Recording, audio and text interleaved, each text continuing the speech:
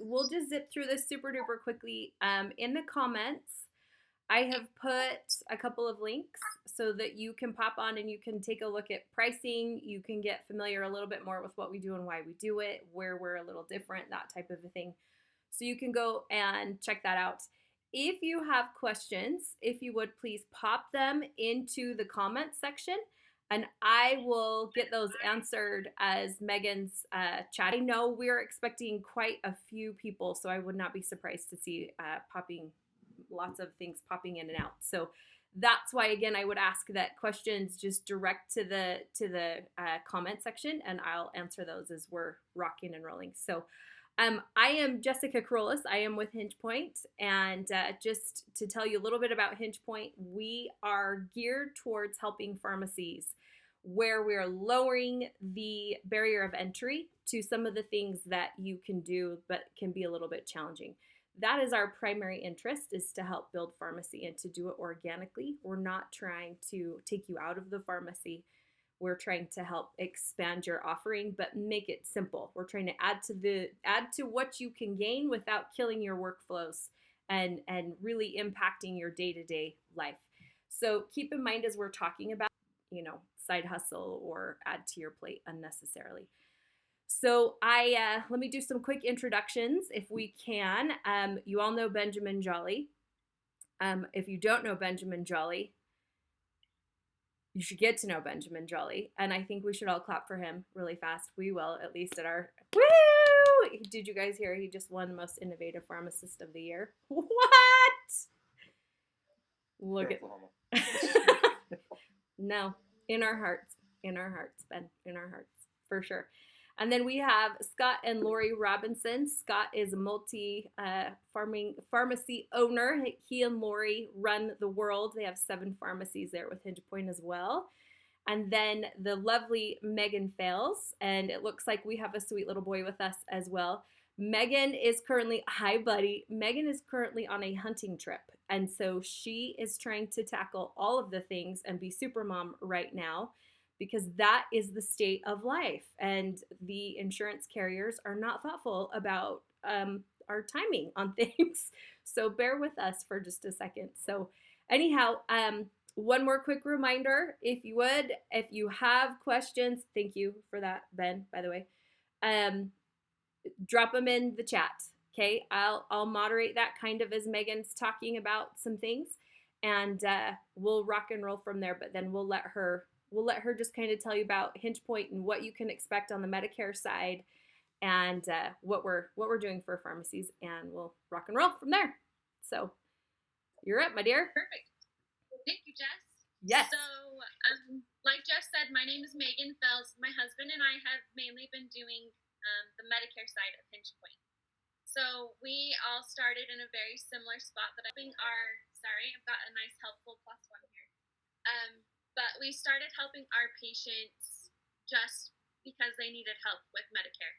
Questions they didn't have anywhere or anyone that could help them. So we, like all of you, offered free Medicare reviews through our pharmacy. We did about 50 appointments on average, just by patients calling in, needing help. So that's kind of where we started. We decided that I would get my insurance license, and in the meantime, Jess and her husband Todd started building a patient outreach program for our pharmacy. And so that allowed us to notify all of the patients that have ever filled with us that are 65 years and older, that it was just a service that we offered at the pharmacy. And because Medicare Advantage plans, Medicare Supplement, Medigap policies, vision and dental, it just expanded our horizon of how much we could truly help our patients. And that's kind of where we started. So the first year we launched our patient outreach program. It's all tailored to your pharmacy. So none of the outreach goes to your patients that your patients see, says Hinge Point Rx anywhere on it. It's your pharmacy name, your logo, your color scheme, pictures of your store, pictures of your staff. It's all coming from the pharmacy. We ourselves come out of independent pharmacy, so it's very important to us that independent pharmacy makes it, because we are the ones that are the front line there for our patients. We're like one of the first points of contact. So it was very important to us, as coming out of independent pharmacy, that the pharmacy is the one that benefits. So that's kind of where we started the first year with our patient outreach program. We did about 167 appointments. This last year at the same location, we did 667 appointments. So we also learned when we first started that about 95% of our patients did not know what Medicare was, what it covered, how much it was costing them, what they actually had in benefits. And so we learned quickly that a lot of our appointments when we first started was just education. So what we did is we used our technology, our software, to build out and to add to our patient outreach program to educate. So all of our outreach is education based. All of it is, for example, sorry. You're good. Do you want us to tackle it for a second? Yeah, go ahead, Jess. Okay. So the general idea here, you guys, is that you have a lot of opportunity to serve your patients, but you don't always have the best access to them. And if you have access, the utilization and making that a cohesive message strategy and to get in front of them in a way that is both cost effective and efficient can be challenging. And that's what I meant by lowering that barrier to entry.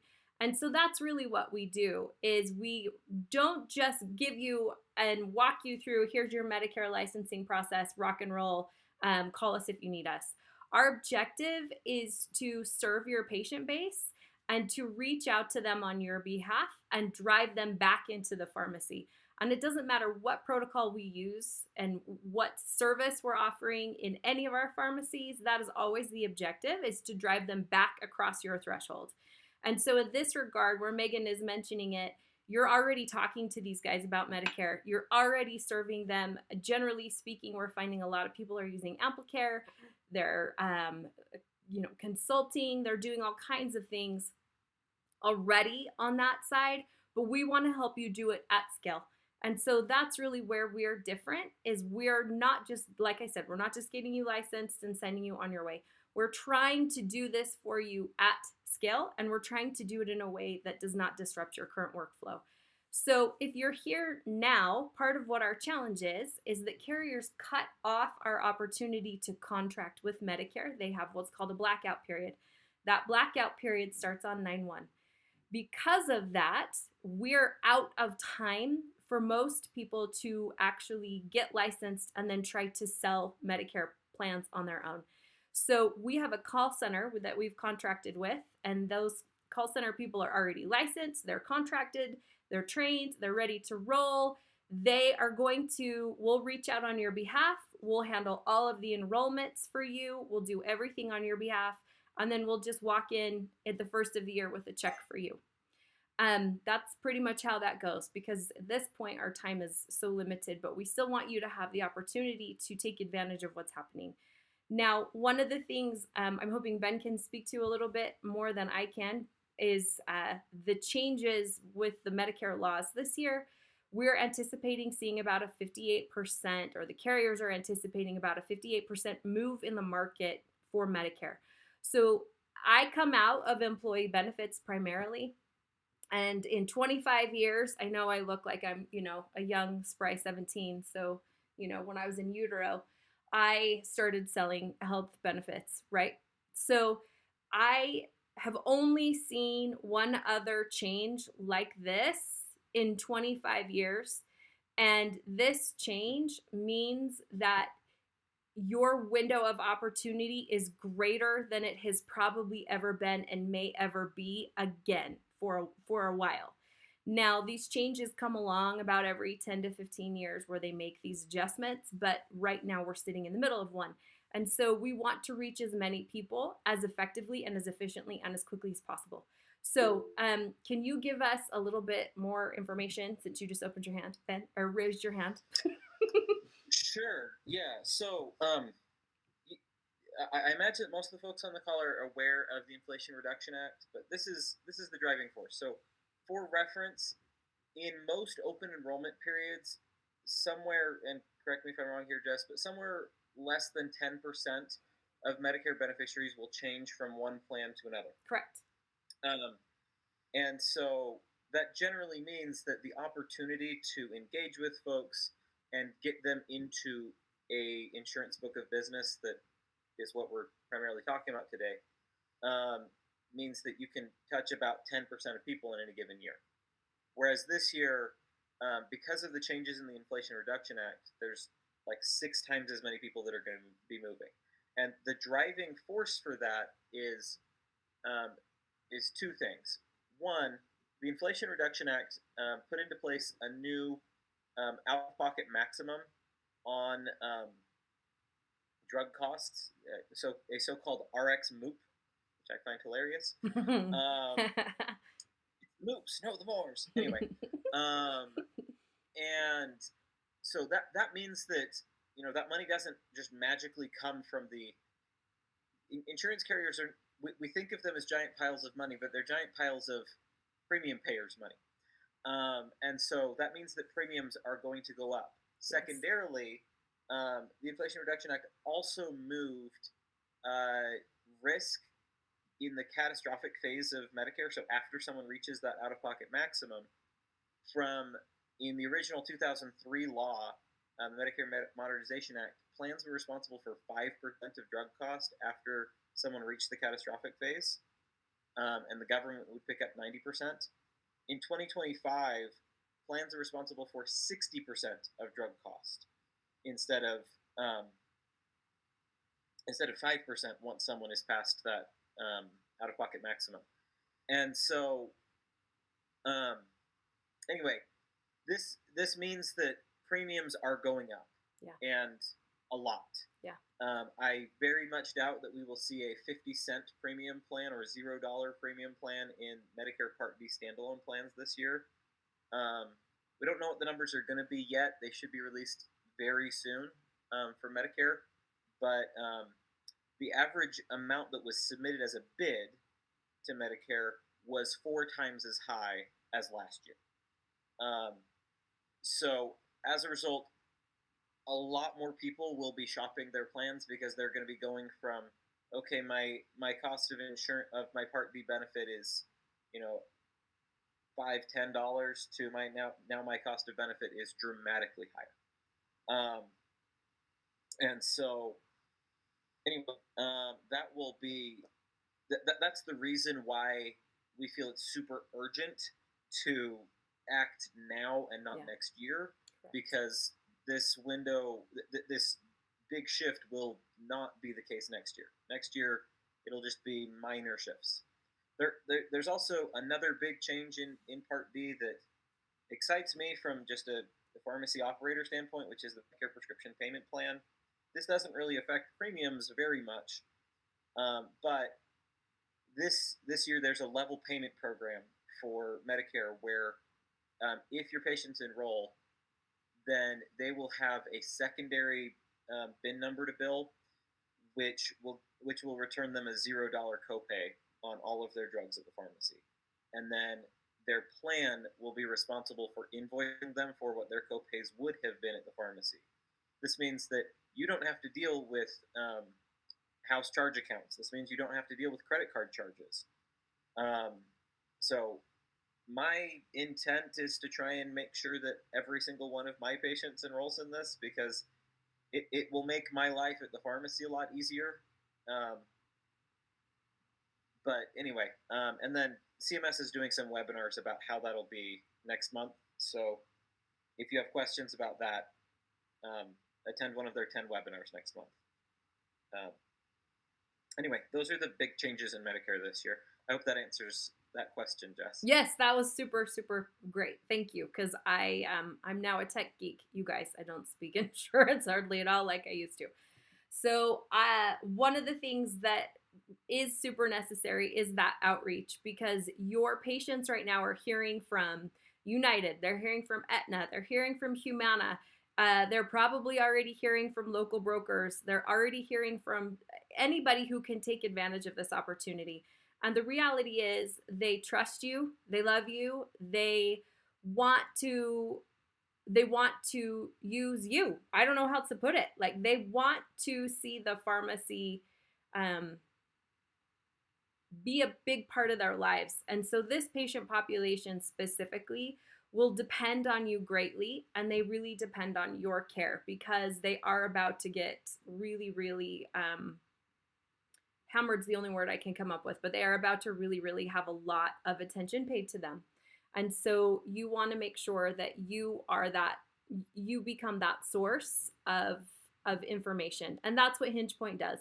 We've already built systems and processes that educate them on your behalf. We place you at the center of everything so that you become that go-to source for this kind of thing. Because the point of this is that when push comes to shove, if they're filling a medication and there's a change, it's you who's going to hear about how poor their Medicare plan is. It's not their provider. It's going to land at your door primarily. And so if we can serve them now, that will give us the best opportunity. So that's sort of the gist of what we do, just so that you have some awareness around what has to happen. If this is something that you want to pursue, we can answer questions for you a little bit more in depth. I want to be mindful of your time because I know a lot of you are going to be at the bench. We do have to, by close of business, if you're on, you have to be on with us, and we have to have contracts signed and everything rolling by close of business Friday.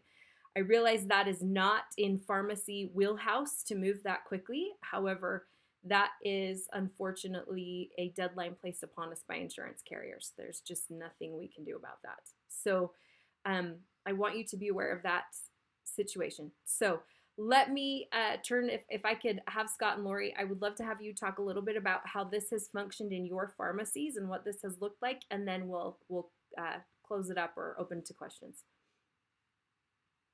You bet. Thanks, Jess. Just one thing that before we jump into that, one thing that we hear all the time is that I just don't have time. I just don't have time to do this. I don't have time to get licensed. I don't have time to, and I just want to reiterate, we've already talked about this, but for those who joined late, we've taken that, Hinge Point takes that all from you.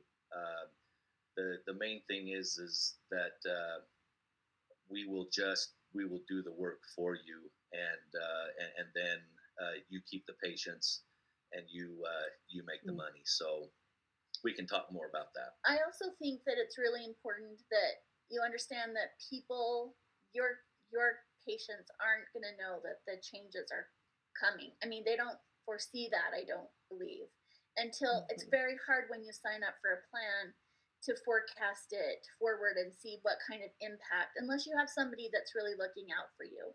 And we found a lot of our patients, they get what is good for the person who sells it to them. Yep. And that's not where we are. We're really about people getting what's good for them because we want them in the long run. We're in the long ball game, and we want what's good for the patients that come in. And that's kind of why we did this. So good for them, good for you. We tried to make it easy. Absolutely. What we've seen in our own stores, we've been working at this with Jess and Todd for 4 or 5 years, and we've learned a lot. One thing that we've learned is that we can contact people. We can get the word out. Megan alluded to this. We have 7 stores, and at our main store in southern Utah is where we kind of rolled this all out. We went from using Amplicare and paying people to make money off of us, basically, to contacting patients ourselves, and we quickly became the Medicare experts. In fact, brokers in town, in our small little town in southern Utah, now anything Medicare, they just refer to us down at the drugstore. So we've quickly become the face of Medicare in our tiny community. That won't be the same in all communities, but in rural areas, a lot of times it is. One thing that we have seen, we have been able to contact people. They now just come to us for all things Medicare. And as Megan said, last year, when we fully vetted this out and fully implemented this this software, it was just incredible. It was just, we were able to dial into specific um, categories, to specific groups of people, and really get the word out. And probably the biggest challenge we had was that our staff just understood when people would call. People would call and say, "Hey, I just got a text, or I just got a communication from somebody saying they're from the drugstore. Was that really you?" And the really, that's the only thing that you need to do, is to just make sure that your staff is aware that these messages are going out, so that you can educate them and say, "Yes, this is us. So this is legitimate. Please pay attention." But it the results have been remarkable. It really has. We actually sold insurance to people who had just traveled through and was on our. It's kind of crazy. It means that there's a lot of people out there that just need help. Mm-hmm. They just need to understand what their options are for Medicare. Megan, maybe you could chat just a little bit about that, about getting questions from people out of the area, just because you were the ones that would actually answer their questions. They could come. Yeah, what ended up happening is we had patients that we helped go and talk to their friends, and then their friends ended up calling. So we had people from out of state that said, "Hey, my friend stopped in and you helped them at this pharmacy.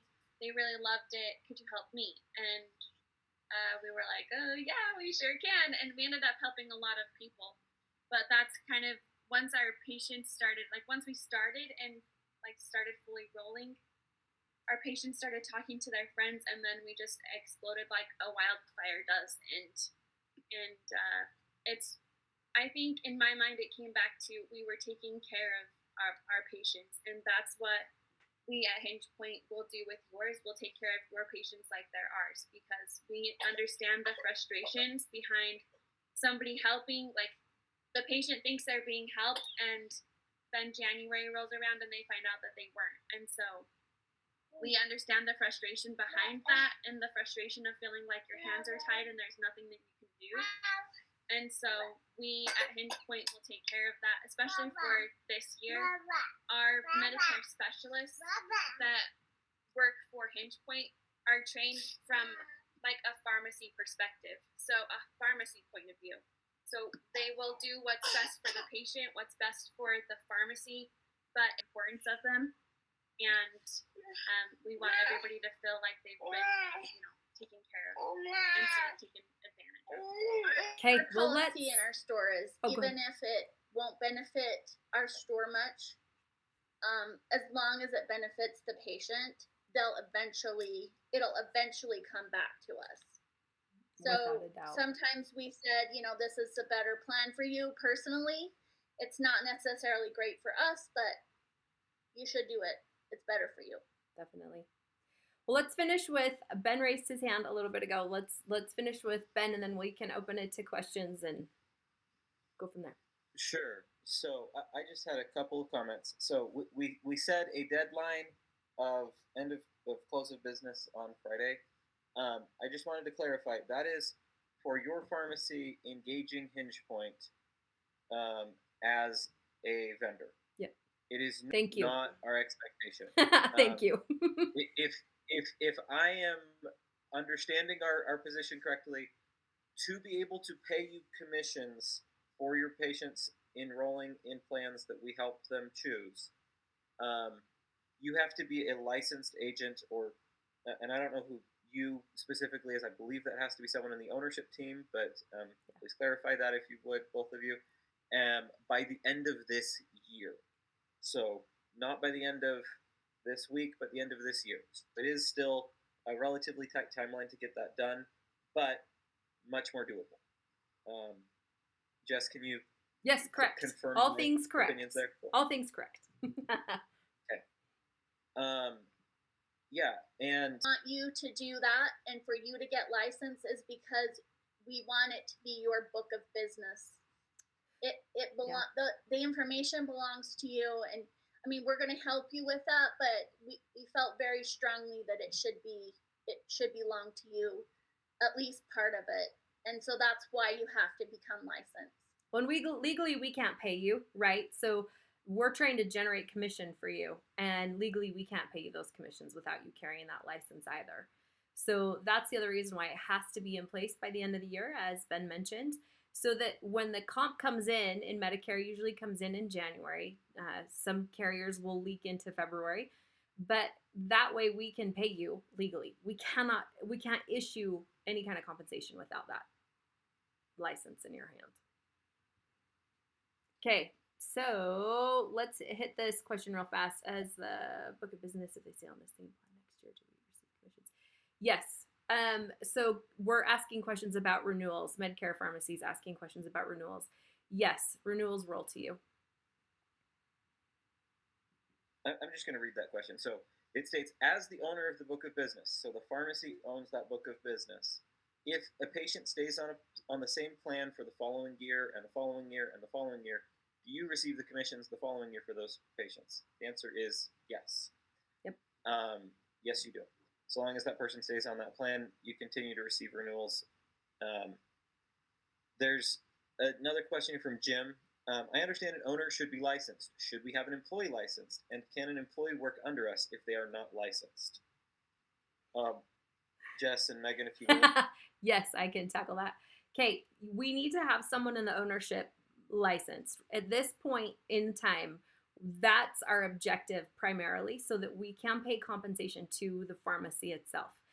If the pharmacy decides to send that money on to someone else, that's your business, but we need to be able to pay someone in the pharmacy ownership.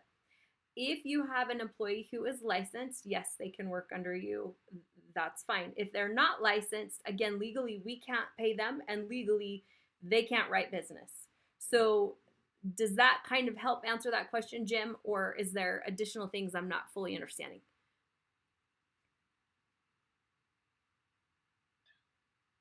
Yeah, that answers the question. I guess the thought is, I don't know what the other pharmacists who are doing this, if they're primarily selling the product or if they have someone under them doing that. And that was, I've talked to several companies that offer a similar service. And so some of them had recommended the owner having it so they own the book of business, but having an employee license so that they can sell the product.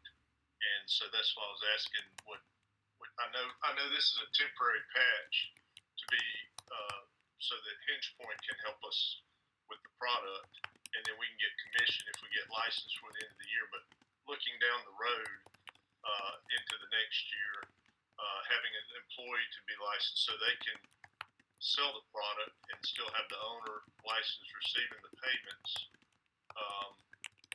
I guess is what I was thinking about. So that the pharmacist, I don't know how many people the pharmacist can do all the insurance business. That's my concern. I will just say in our pharmacy, we have a licensed person, but the pharmacist could not do all of that work. He never did that. Wouldn't have the time to do it. Yeah. Well, and your staff really doesn't either, because when you think about 665-ish or whatever appointments that went into Beaver Drug, you don't have staff to manage that either. So that's sort of the reality. We can set it up so you have the opportunity to do both things, right? Like we can have someone also help with that, as well as put overflow over into our call center if you would like. So just know that we can be flexible with what you're trying to accomplish. I saw a question there about how tough is it to get licensed.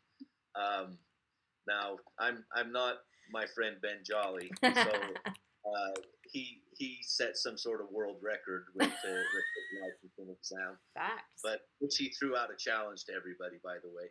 But in all fairness, Scott didn't study. Yeah, I went and I took my exam cold, and I missed passing by one question the first time I took it, just because I wasn't up to speed on dental insurance. But so I just studied the dental section and took it again and passed it without any problem. I think pharmacy has a lot to do with insurance, and you understand it completely. I mean, So I took the exam literally a week ago Monday, so 8 days ago. I had studied the key facts sheet that Jess sent me that we send out if you fill out the Hinge Point Rx licensing. Um, I studied that sheet for about somewhere between 3 and 6 hours. And honestly, the hardest parts of the exam for, I think, the typical pharmacist were the questions about disability insurance, because that's something that we don't live. Yeah. But I knew it in part because I studied the key facts, and in part because I have bought a disability policy for myself, and I remembered, oh yeah, they did this, and I remember what this word means because they explained it to me. And then additionally, the dental stuff, like Scott said, that was, and then also just definitions. Like insurance uses very specific terminology, and like the word risk doesn't mean the same thing as loss, Correct. even if it sort of might in a colloquial sense. Anyway, so that is but it was not difficult. I studied for somewhere between 3 and 6 hours. I went in and took the exam. The hardest part, honestly, was being able to take the test.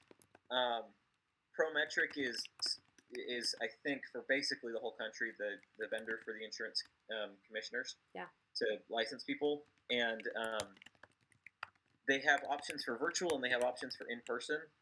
I tried to do a virtual one, and they're like, well, and so I couldn't do anything in my house. And I tried to go to the library, and they didn't like the library, so I just gave up for 2 months, and then I actually went to do in person. So that was honestly the most frustrating part, not the actual exam itself. Yeah. I see. Go ahead. Sorry, Ben. I will say some states do require a pre-licensing course. So if you live in one of those states, we do have that in place already to help you through that course. At the longest, our system will push you. It's all self-paced, but the longest our system will push you through that course is in through whatever is 6 weeks. Yep. So if you do live in a pre-licensing requirement state, we have that covered as well. We have another question about the call center's language capabilities. We have contracted to have some of our agents be licensed agents that also speak Spanish. They cost us more, but it's worth it. Yeah. And then also for other folks, like if you're in a community that primarily speaks Vietnamese or Russian or something like that, we can also facilitate those. Yeah. They're more expensive to us, but your comp stays the same. They have an interpretation service, so those calls will be longer. They'll be more difficult for us to handle, but they are definitely possible. So Jim then has a question here of, is the Hinge Point Rx relationship based on call center enrollment of beneficiaries, in-store enrollment of beneficiaries, or both? So my answer to this question is that our original plan was that we wanted to mainly do this in-store. But doing this on the short timeline that we have before us, for this year, we think call center is going to be the vast majority of what we end up doing. I think that our intent is to shift that more towards in-pharmacy enrollment for future years by working with you and your team, and also having some more regional folks to assist with your team getting trained. But that is a next year's open enrollment. For this year, we're basically all in on call center. So, yeah. Go ahead, Laura. You're on mute. Oh, sorry.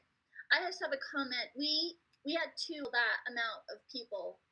We had no idea it would be that many, and so if you want to be able to help everybody and not be selective in your patient, you kind of have to have a plan, because that's 2 agents for that amount of time. That's just not a very big time. You have to have a place for them to go to for overflow anyway. And we we still had to turn people away. Yeah, we did. Yeah. You always have people that leave it to the very last week, right? Uh-huh. That's just human nature, you know. Yep. What you got, Kathy? Let's see. I was just, one of the things, first of all, thank you guys for providing this service in the marketplace. I think it's fabulous, and I can tell that you guys are really coming at it from the right point of view. So I really appreciate that. Thank you. Yeah, no, it's solving a lot of us are. I've raised my hand because I'm the one that waits to the last minute to be forced to do something. So we all are the same. yeah, no, this is great. About the different plans that work for pharmacy profitability, I know it's hard to really distinguish that, but I trust Ben to do that. How are we going to navigate that in the different geographical regions? Because I know in mine, I got killed this year by a local plan and the CVS plan, and we didn't know till January 2nd that it was going to decimate our volume. Oh. Glad we didn't have that negative loss, but I am missing all the people from walking in my store. So how do you guys distinguish the plans that are actually going to keep us alive or be mutually beneficial to us and the patient? Go ahead, Meg. I'll take that one if it's okay. Yep. So one thing in our minds is just open communication between us and you as the pharmacy. As long as we know, like, hey, these are the plans or the carriers that are doing well for us, we can sit down and we try to be as transparent with your patients as we possibly can and explain, hey, you can switch to this Humana plan if you would like, but it's not going to be super great for the pharmacy, whereas this other, United Healthcare plan, just for example, is going to cost you $5 more every month, but you can use your pharmacy here. So we'll see 9 times out of 10 that a patient would much rather switch their prescription plan instead of switch their actual pharmacy. Yes. So I would say, Kathy, it's just open communication between us to